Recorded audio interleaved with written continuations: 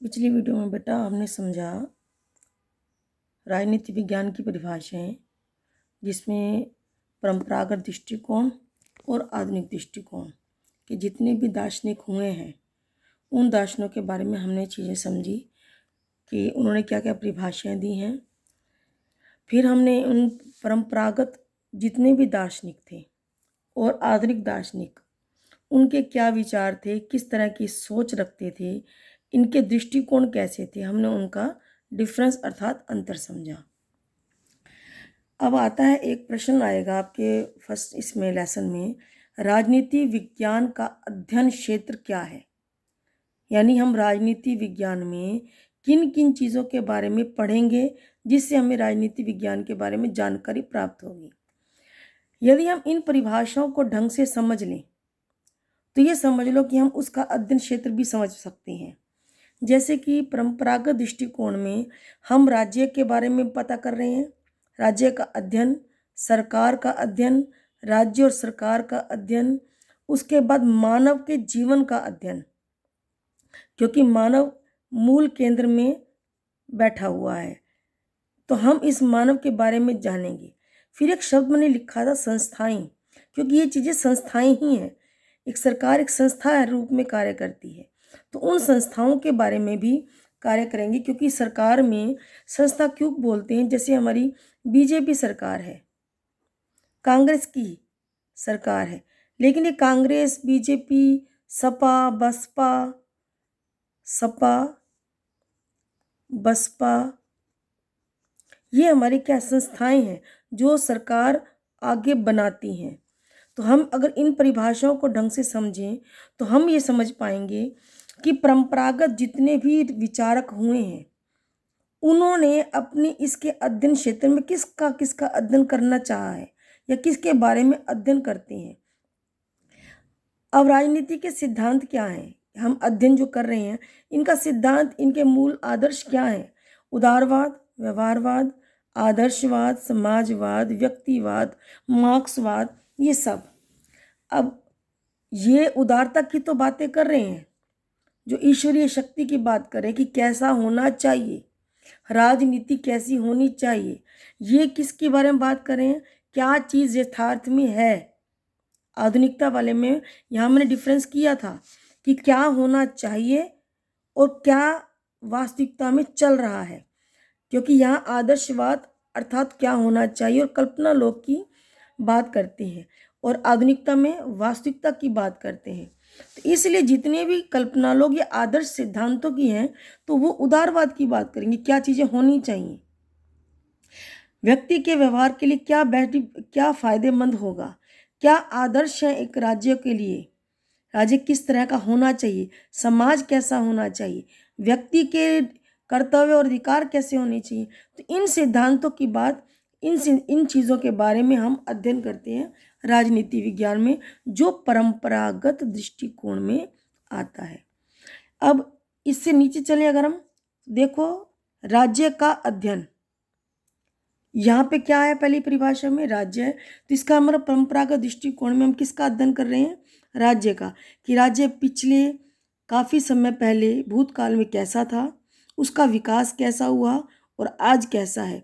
इन दोनों का अध्ययन करने के बाद भविष्य में भी जो राज्य है वो कैसा हो जाएगा। फिर हम सरकार का अध्ययन भी करते हैं, क्योंकि यहाँ सरकार भी लिखा है। तो हम सरकार कैसी होनी चाहिए, सरकार में विधान पालिका, कार्यपालिका, न्यायपालिका, उनके क्या कर्तव्य हैं, उनकी ये जो संस्थाएं हैं उन संस्थाओं का अध्ययन करेंगे।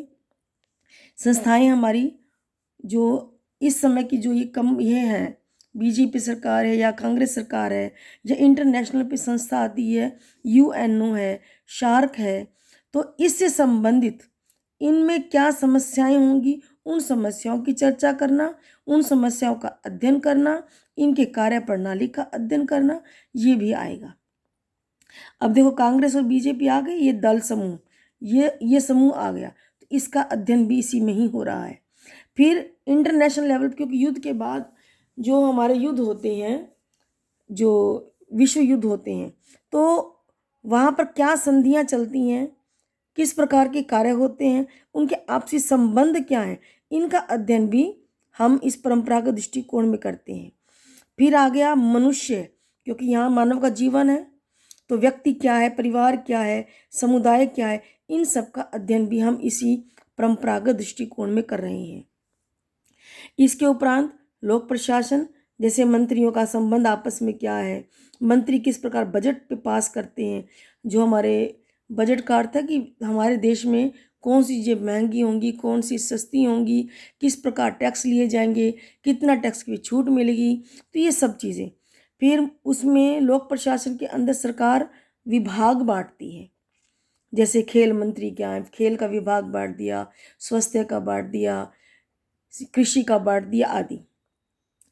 तो ये इन सब में हमारा परंपरागत जितने भी लोग हैं, सॉरी दृष्टिकोण है, उसमें हम किस किस बारे में अध्ययन करते हैं, ये हमारे टॉपिक आएंगे। राज्य के बारे में अध्ययन करेंगे, सरकार के बारे में करेंगे, मनुष्य के बारे में करेंगे, फिर उसके समूह जितने हैं, हमारी जो पार्टीज़ हैं उनके बारे में करेंगे। यही पार्टीज़ आगे संस्थाएं जो इंटरनेशनल लेवल पे UN अनुसार, इनका अध्ययन भी करेंगे। हमारे सिद्धांत और आदर्श क्या हैं, उनके बारे में अध्ययन करना है। इन अंतर्राष्ट्रीय लेवल पे संबंध क्या है आपस में, और हमारी सरकार अंदर लोक प्रशासन, लोगों का शासन, इसमें ये मंत्री लोग का कार्य क्या है, इनका अध्ययन भी हम परंपरागत दृष्टिकोण के पार्ट में करते हैं। इसी प्रकार अध्ययन सामग्री अब आ जाती आधुनिकता की। आधुनिकता की परिभाषा हमने याद की, जिसमें मानव की क्रियाएं थी कि मानव का खाना पीना उठना बैठना नहीं, अपितु वो क्या नियम बनाती है, कैसे निर्माण करती है, ये जितने भी राजनीति विज्ञान के अंदर जितनी सरकार बैठी है, क्या कार्य करती है, ये वो क्रियाएं हैं। फिर शक्ति का अध्ययन भी हमने इसमें पढ़ा था, फिर राजनीतिक व्यवस्था का अध्ययन भी हमने पढ़ा, और फिर हमने पढ़ा हर्बर्ट साइमन का निर्णय प्रक्रिया। यही चारों पांच चीजें इसमें इनकी अध्ययन सामग्री में भी आ जाएंगी। देखो, हम अध्ययन, जब ये किसी अगर दार्शनिक ने कहा है कि ये मानवीय क्रियाओं का अध्ययन है, तो उसने कहीं ना कहीं मानव क्रियाओं का अध्ययन किया ही होगा। तो हम आधुनिक दृष्टिकोण में मानव की क्रियाओं का अध्ययन करते हैं, जिसमें मानव नियम का निर्माण कार्य का नियम कैसे बनता है, इन सब कार्यों का वर्णन करता है, तो इसका अध्ययन करते हैं। फिर शक्ति प्रभाव, जो शक्तियाँ बांटी गई, जिनको विभाग बांटे गए, जैसे कि खेल मंत्री, स्वास्थ्य मंत्री, ये जो मैंने बताया अभी पीछे, तो जो शक्तियाँ बांटी गई उनका बंटवारा करना, और इन शक्तियों का जनता पर क्या प्रभाव पड़ता है, क्योंकि वो टैक्स लगा देते हैं हर चीज़ पर, कितनी सुविधाएं देते हैं, कितनी सस्ती चीज़ें देते हैं, ये शक्तियाँ जनता पर क्या प्रभाव डालेंगी, इसका अध्ययन भी किया जाता है। फिर आगे राजनीतिक व्यवहार, जो हमारी राजनीतिक व्यवस्था है, जिसमें हमारा कैसे विकास होगा, ये सब चीज़ें। जैसे व्यवहार में आता है कि राजनीति का व्यवहार एक ही है, वोट डालो और चुनाव करवाओ, विजेता बनाओ प्रतिनिधि को, तो मतदान, चुनाव हो गया, फिर मंत्रिमंडल का गठन हो गया, मंत्रियों का चुनाव हो गया। फिर सहमति और संघर्ष, क्योंकि ये सहमति संघर्ष क्या है कि जब इनमें से चुने हुए प्रतिनिधि जब संसद में जाकर बैठते हैं, तो संसद के अध्ययन, अर्थात ये सदन एक होता है, संसद में एक बैठक, उस बैठक को बोलते हैं इस सदन में। उसमें विपक्ष के लोग भी बैठे हैं, पक्ष के लोग भी बैठे हैं, अर्थात सरकार के लोग भी हैं, और जो कम बहुमत वाले लोग हैं वो विपक्ष में बैठे हैं। तो उनके आपस में जिन मुद्दों पर सहमति हो जाती, तो सहमति के बारे में अध्ययन करना, और जिन मुद्दों पर वो सहमत नहीं होती, तो उनके बीच में विरोध होता है, संघर्ष होता है, तो इनका अध्ययन करना, क्योंकि विरोध होने पर वोटिंग होती है और एक मत चुनकर चुनाव किया जाता है, कौन सा नियम बनेगा और कौन सा नियम नहीं बनेगा। क्योंकि नियम बनाते समय विरोध हो जाता है, या फिर मंत्रियों के जो कार्य होते हैं, जैसे कि मंत्री ने कार्य करना है खेल का, और वो खेल के रूप में कार्य अच्छा नहीं कर रहा है, चुनाव के रूप में अच्छा कार्य नहीं कर रहा है, तो वो दूसरे विपक्ष के लोग क्या करते हैं, उसके प्रति क्वेश्चनिंग करते हैं, मतभेद प्रस्तुत करते हैं। तो या तो वो उसका ठीक आंसर देगा, लेकिन मतभेद हो जाने पर फिर जब जो यहाँ पर मत वोटिंग वाला शब्द है, वो होता कि पक्ष की पार्टी और विपक्ष की पार्टी में मतभेद होने पर वोटिंग करवा देते हैं, उनके वोट ले लेते हैं, वोट के बाद जिसकी बहुमत होता है उसी का ही कथन मान्य कर लिया जाता है। अब आगे राजनीतिक क्रियाओं में जैसे कि मंत्री की नियुक्ति कर दी, मंत्रियों को हटाया कैसे जा सकता है, प्रधानमंत्री को, राष्ट्रपति को हटाएंगे कैसे, उनकी नियुक्ति कैसे होगी, फिर कानून का निर्माण कैसे होगा। राजनीति के अंदर तो काम तो यही है कि जैसे मैंने भी बताया सरकार के बारे में कि विधान पालिका क्या करती है, कानून बनाती है। तो इसका काम, राजनीति विज्ञान का काम क्या है, कानून बनाने का। फिर कार्यपालिका, ये क्या करती है, कानूनों को लागू करती है। तो राजनीति विज्ञान का काम क्या हो गया, कानूनों को लागू करना। फिर न्यायपालिका, और जो इस कानून को पालन नहीं करता उनको न्याय देना, दंड देना या छोड़ देना, इनका कार्य ही तो है। फिर इस राजनीतिक क्रिया को करेगा कौन, जितने भी लोग चुने गए हैं उनकी नियुक्ति करना, उनको हटा देना। फिर आता है राजनीतिक संस्कृति। संस्कृति बहुत जरूरी है। संस्कृति क्या है, क्योंकि व्यक्ति जो राजनीति है वो व्यक्तियों से जुड़ी है, क्योंकि जनता द्वारा जनता के लिए जनता का ही शासन है। तो इसलिए जब जनता है, जो लोग हैं, जो व्यक्ति है, तो वो मनुष्य उसके केंद्र में आ जाता है। तो मनुष्य के मूल्य क्या हैं, मनुष्य को मूलभूत आवश्यकताएं क्या हैं, उनकी क्या स्वतंत्रताएं हैं, उनको ही अगर हमने छूट या उनकी विकास के लिए कार्य नहीं किए तो फिर राजनीति किस कार्य की। तो ये मूल्य, उनकी परंपराएं, उनकी संस्कृति का निर्माण करती है। उनकी संस्कृति के, अगर मनुष्य की संस्कृति के विरुद्ध कोई भी नियम बना तो विरोध हो जाएगा और जनता सरकार को भी गिरा सकती है।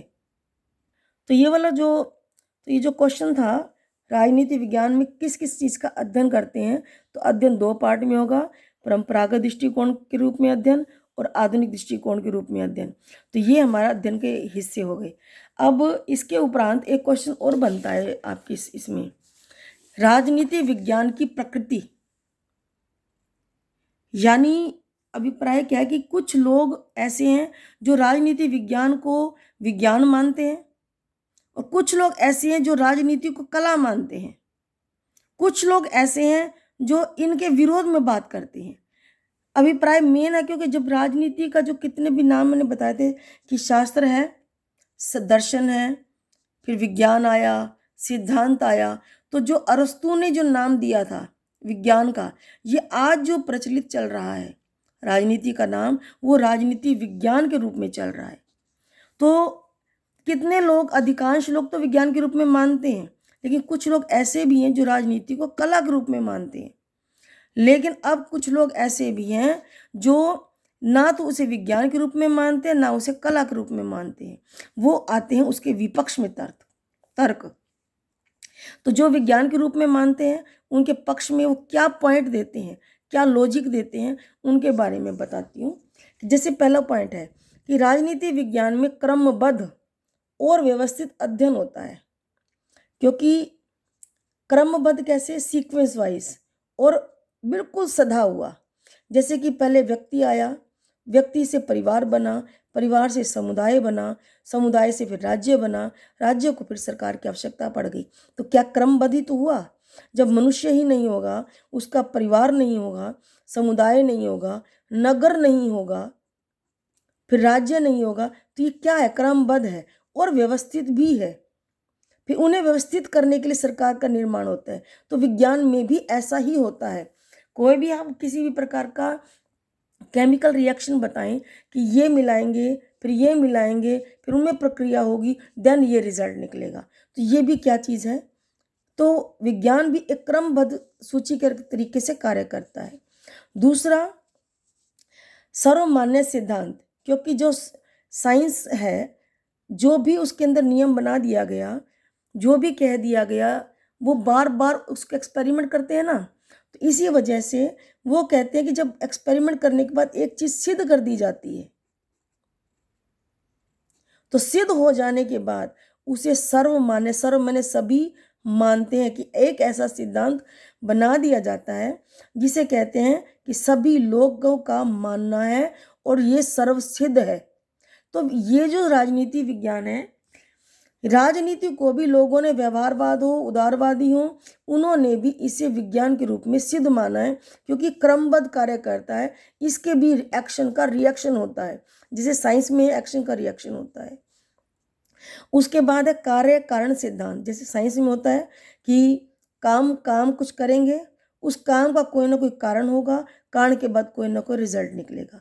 जैसे हम साइंस में करते हैं कि पानी बना, पानी था, पानी से बर्फ बना, एक उचित तापमान के कारण बर्फ में इंक्लूड हो गया, कन्वर्ट हो गया। फिर बर्फ का फिर वो तापमान में अगर बदलाव आया, वो दोबारा से ही पानी बन गया। और अगर इसी पानी का बर्फ की बजाय यहाँ ठंडा अगर तापमान आ गया तो बर्फ बन गया। लेकिन अगर इसी पानी का गर्म तापमान में हो गया तो वो वाष्प हो गया। तो कार्य भी है और कारण भी है। कारण ये बर्फ का रूप धारण कैसे किया, क्योंकि उसका कारण क्या था, ठंडा तापमान हो जाना। ये वाष्पित क्यों हुआ, उसका कारण था गर्म तापमान का हो जाना। इसी प्रकार हमारे राजनीति में भी कोई ना कोई कारण के कारण ही काम आता है और फिर एक सिद्धांत बनता है। जैसे वोटिंग हुई, मत दिए गए, वोट दिए गए, वोट के बाद एक पार्टी को, चाहे कांग्रेस पार्टी है, बीजेपी पार्टी है, उनको अनेकों वोट मिले, दूसरी पार्टी को वोट मिले। अब जिसको बहुमत मिल गया, ज़्यादा वोट मिल गए, उसकी सरकार हो गई। तो हम कहेंगे कि सरकार बनी कैसे, कारण क्या था, बहुमत था, ये कारण था। कारण हुआ कैसे, काम क्या किया गया, चुनाव करवाए गए, वोटिंग ली गई। तो ये इस प्रकार से हमारा कार्य कारण सिद्धांत है। इसलिए इन्होंने कहा कि जिस प्रकार साइंस में कार्य कारण सिद्धांत होता है, राजनीति विज्ञान में भी कार्य कारण सिद्धांत होता है। फिर पर्यवेक्षण अर्थात एक्सपेरिमेंट, प्रयोग। पर्यवेक्षण मतलब उसे निरीक्षण में रखना, उसका एक्सपेरिमेंट करना। वो ये सारे काम कहाँ होते हैं, लैब में होते हैं। अब जो साइंस इसको, राजनीति विज्ञान को विज्ञान के रूप में मानते हैं, कहते हैं, इसके पक्ष में बात करते हैं, वो ये कहते हैं कि जैसे यहाँ साइंस के अंदर प्रयोग किए जाते हैं, एक्सपेरिमेंट किए जाते हैं और उसके बाद कोई निर्णय निकाला जाता है, वैसे ही इसमें भी, राजनीति में भी एक प्रयोग किए जाएंगे। बस वो लैब में नहीं, समाज के अंदर प्रयोग किए जाते हैं। जैसे एक आज की सरकार चुनी जा रही है बीजेपी की, एक्सपेरिमेंट कर दिया लोगों ने इसको अधिक वोट देकर। पीछे किसको वोट दिए गए थे, कांग्रेस की सरकार थी, इसको वोट दिए गए, इसको मौका दिया गया अधिक देने के कारण जनता ने क्या किया, इसको वोट दिए। वोट देने के बाद कांग्रेस ने ठीक कार्य नहीं किया या उनकी जो जनता की उम्मीदों पर खरी नहीं उतरी, तो एक तरह का एक्सपेरिमेंट किया गया, वो ठीक नहीं निकला। तो उन्होंने क्या किया, नेक्स्ट चुनाव के अंदर बीजेपी के ग्रुप को जितवा दिया। तो ये एक्सपेरिमेंट ही तो था, चलो इसको दे के देखते ठीक करते हैं कि नहीं। अब ये नहीं कर पाई तो इसको दे दिया। अगर अभी भी जनता की उम्मीदों पर ये खरी नहीं उतरती तो अगली वोटिंग में निर्णय निकल आएगा कि बीजेपी सरकार बनेगी या कोई और सरकार बनेगी, या इन दोनों को मिलकर ही या किसी और 3-4 संस्थाओं को मिलकर सरकार चलानी पड़ेगी। तो प्रयोग तो करना पड़ेगा। ये प्रयोग जनता करती है वोटिंग देकर। फिर आता है 5वां, भविष्यवाणी। हम एग्जैप्शन करते हैं, एग्जम्पशन लगाते हैं, प्रिडिक्शन लगाते हैं साइंस में कि अगर हम मौसम विभाग के बताते हैं कि आज से 24 घंटे के बाद या आज से 3 दिन के बाद वर्षा होगी, ये भविष्यवाणी करते हैं। लेकिन भविष्यवाणियाँ अधिकांश सत्य हो जाती हैं, नहीं तो नहीं भी होती हैं, ऐसा कारण भी नहीं है। तो हम राजनीति विज्ञान में भी हम भविष्यवाणियाँ करते हैं। जैसे कि वोटिंग हो गई, वोटिंग मशीनों में सारे वोट डल गए, फिर वो फोर्थ अंपायर के रूप में जो राजनीति के विज्ञाता हैं, वो टीवी में बैठते हैं, बातें करते हैं आपस में और एग्जम्पशन लगाते हैं कि जिस तरह की हवाएं चल रही हैं, लोगों से बात हो रही है, जो दौर चल रहा है, जिसकी काम दिख रहा है, इस सरकार ने इतने तरह काम किया है, तो पूरी उम्मीद लगाई जा सकती है कि उनका जो इस बार सरकार बनेगी वो इस पार्टी की सरकार बनेगी और उस पार्टी की सरकार नहीं बनेगी। तो ये एग्जिट पोल में भविष्यवाणियाँ की जाती हैं। तो ये राजनीति विज्ञान को मानने वाले जो लोग थे, उन्होंने इसके पॉइंट क्या रखे, क्रमबद्ध और व्यवस्थित अध्ययन, सर्वमान्य सिद्धांत, कार्यकारण सिद्धांत, प्रयोग अर्थात एक्सपेरिमेंट, भविष्यवाणियाँ, तो ये इसके पक्ष में होगी। कुछ लोग अब इस विज्ञान के रूप में नहीं, कुछ लोग ये मानते हैं कि राजनीति विज्ञान विज्ञान के रूप में नहीं बल्कि कला है। वो तो उसको मानने वाले कौन है? उन कला के रूप में मानने वाले व्यक्ति हैं कौटिल्य, चाणक्य, या फिर बृहस्पति हैं, मनु हैं। ये लोग जो ऐसे हैं, इन्होंने इसे कला के रूप में माना है। इनका मानना क्या है कि राजनीति विज्ञान विज्ञान नहीं, कोई साइंस की बात थोड़ी है। ये तो राजनीति विज्ञान विचारों की बात है, भावनाओं की बात है। जब व्यक्ति के विचार और भावनाएं अपनी अभिव्यक्त करते हैं, और अभिव्यक्ति क्या कहलाती है? क्योंकि जिस प्रकार हम अपने विचारों को अभिव्यक्त करते हैं, यानी कैसे लिख कर बोल कर प्रकट करते हैं, तो उस विचारों को भावनाओं को लिख कर या बोल कर प्रकट करने को क्या कहते हैं? कला कहते हैं। तो इसी प्रकार राजनीति भी अपने ही विचारों को, अपनी सोच को जब प्रकट करते हैं कार्य रूप में, तो वो कला है। तो कैटलिन ने भी इन्हें क्या बोला? कला, दर्शन और विज्ञान, इन तीनों का संयोग बोला है। किसी ने कहा विज्ञान के रूप में है, किसी ने कहा ये कला के रूप में है, कोई कहता है ये दोनों का रूप है, कला भी है, दर्शन भी है, विज्ञान भी है। इनका संयोग अर्थात मिला जुला रूप है। अब कुछ व्यक्ति ऐसे हैं जो इसके विपक्ष में, अर्थात इन दोनों तीनों चीज़ों के विरोध में बात करते हैं। उनके नाम है बकल और मेटलैंड। इनकी परिभाषा में जो हमें पढ़नी है बस। बकल कहते हैं ज्ञान की वर्तमान अवस्था में राजनीति को विज्ञान मानना तो दूर की बात है, कला में भी सबसे पिछड़ी कला मानूंगा। यानी कि अगर हम ज्ञान की बात करें तो कुछ तो इसको विज्ञान मान रहे हैं, कुछ कला मान रहे हैं। मैं तो ये कहता हूँ इस विज्ञान तो मानना दूर की बात है, अगर कला भी तुम मान रहे हो ना, कलाओं में भी जितनी नृत्य कला, संगीत कला, जो भी चीज़ें हैं कलाएं हमारी, उन सभी कला में सबसे पिछड़ी कला मानता हूँ मैं इसको ना तो कला मानता हूँ ना विज्ञान मानता हूँ। मिडलैंड है, वो कहते हैं कि क्या बात करते हो, कौन से प्रश्नों की बात करते हो, तुम तो राजनीति विज्ञान की परीक्षा में पूछे गए प्रश्न जितने मैंने देखे हैं ना। मेटलैंड कहता है कि मैंने पेपर देखा है राजनीति विज्ञान का, उसमें प्रश्नों को तो जब देखता हूँ ना, मुझे प्रश्नों के लिए हैरानी नहीं बल्कि इसके नाम, राजनीति विज्ञान के नाम पर हैरानी होती है, उसके लिए दुख होता है। तो क्या परिभाषा दी मेटलैंड ने? जब मैं राजनीति विज्ञान की परिभाषा में पूछे गए प्रश्नों को देखता हूँ तो मुझे प्रश्नों के लिए नहीं बल्कि इसके नाम के लिए खेद होता है, दुख होता है। आई थिंक तुम्हारी राजनीति विज्ञान का जो पहला लेसन है वो लगभग कवर कर दिया मैंने सारा, शायद ही सारा कवर हो गया हो। फिर भी कोई समस्या हो तो बेटा बताना, फिर देखेंगे। इतने फिर नेक्स्ट चैप्टर करवाती हूँ फिर आपको।